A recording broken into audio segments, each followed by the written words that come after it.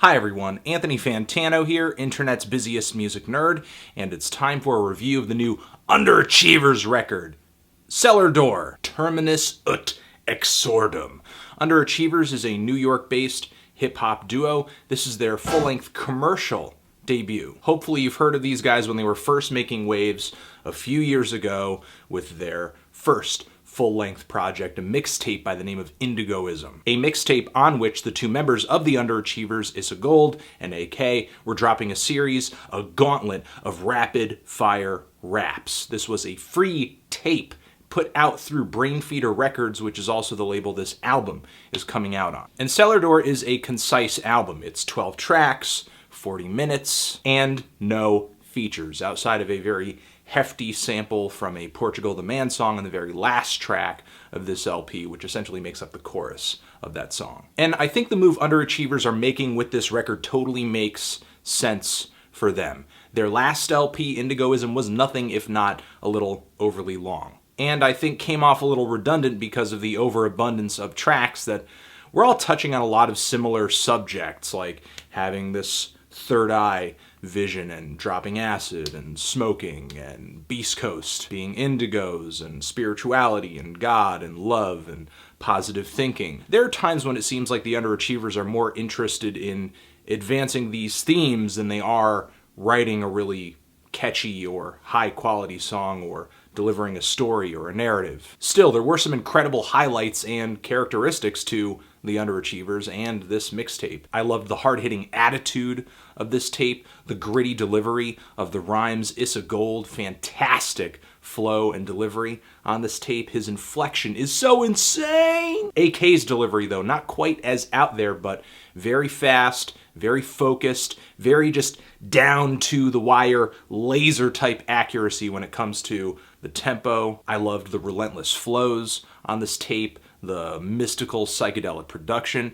and when AK and Issa Gold really just buckle down, they can write some really thought-provoking rhymes, rather than just referencing the idea of being thought-provoking. So I was excited, I was looking forward to seeing how Underachievers might grow past this tape, how they might advance past it artistically, promotionally, even though I was a little disappointed by their last release, which was a kind of underwhelming EP. And the end result here on this record is not bad. I think it's a good record, but I am ever so tempted to pull out that term of the euphemism of the sophomore slump. Yeah, this is their first commercial release, but it is their second full-length project.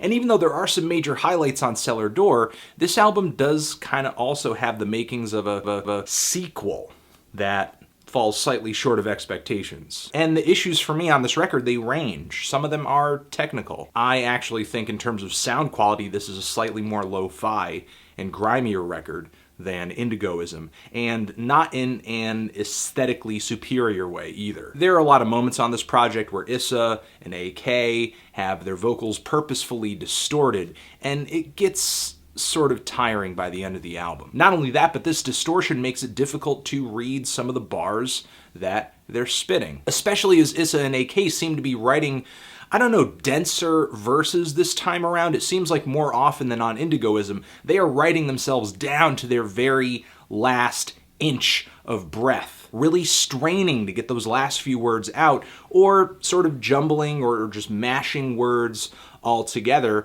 as they seem to be spitting a little bit faster than usual too. Unfortunately, Issa, who is typically my favorite of the two Underachievers, seems to be especially guilty of this, especially as he seems to finish off with the line, "All your tracks is boring" on the song Sonorous, or with his verse in the middle of the track Chrysalis, which I might also mention while I'm on it, has a beat that sounds exactly like the beat that Mac Miller used with Rick Ross on his recent Faces mixtape. There's also Issa's first verse on the track Ethereal, which seems to be a little woozy on the tempo as well, which you can contrast directly with AK's verse right after, where he is just on that tempo like he's on a bucking bronco and just never letting go. You don't even need the beat behind his voice to hear and feel the tempo. You can feel the tempo directly off of his voice. But with Issa, as soon as the beat drops away, the tempo isn't really there quite as much. I don't get that sharp sense of tempo from his flow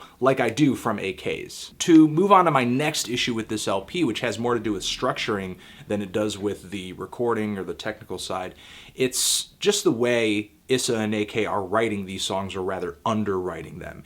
Even though I think they're great rappers, and I think they're writing better verses on this record than they were on Indigoism. I think their rhymes are more captivating, more worthy of sort of diving into and reading into. Here they're actually doing a better job of delivering that food for thought rather than just talking about it. I think they're doing an injustice to these songs by delivering them without even seasoning them, essentially, outside of just good verses and good instrumentals. There aren't really any decent intros or outros on a lot of these songs, not even a decent chorus or any chorus at all. And I know a chorus should not be the focus of a song with spitters at this level, but still, choruses were one of the biggest selling points of Indigoism. AK and Issa can certainly write them really well, as exemplified by tracks on that tape and on this project. I would definitely rather listen to the Underachievers with no chorus than some other rappers out there, but still, I don't think their verses are so quotable or that their songs are so conceptual that they can just completely do without them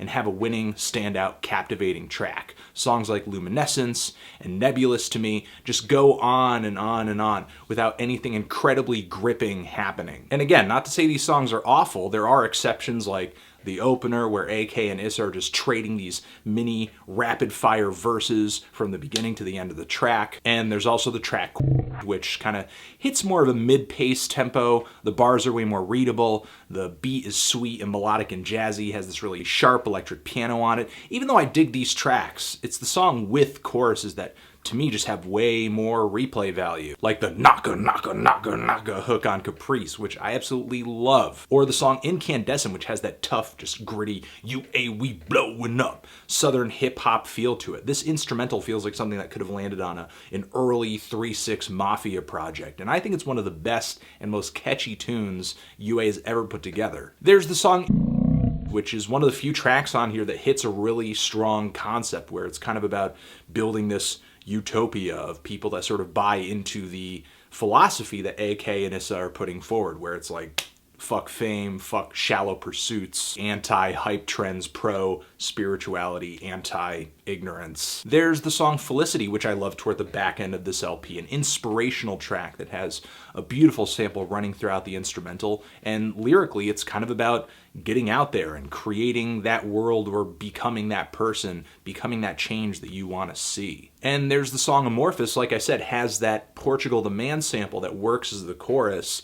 It's a really great sample, it's a great beat, and even though it is a little grimy, it is a little underground in tone, I think it's one of the poppiest tracks the Underachievers have ever put together, and I think it's great. Overall, I really like this project, I really enjoyed it. I didn't love it more than Indigoism. I actually think I'm just about liking it as much as Indigoism, but for slightly different reasons. Are the hits as big or as infectious? I don't think so, but it's way more filler-free and straight and to the point. And I think AK and Issa have done a better job of driving their message, of bringing their message home, and translating it in such a way where it comes off as captivating, intelligent, and kind of makes sense. Definitely give a listen to this tape if you want to hear some grimy, underground New York hip-hop that's kind of psychedelic, has a positive message, has a sort of otherworldly agenda, and lots of rapid-fire rapping. I'm giving this a decent to strong 7. Transition, if you've given this record a listen, what did you think of it? Did you love it? Did you hate it? Why? What do you think I should review next? And that's it. Underachievers, Cellar Door, forever.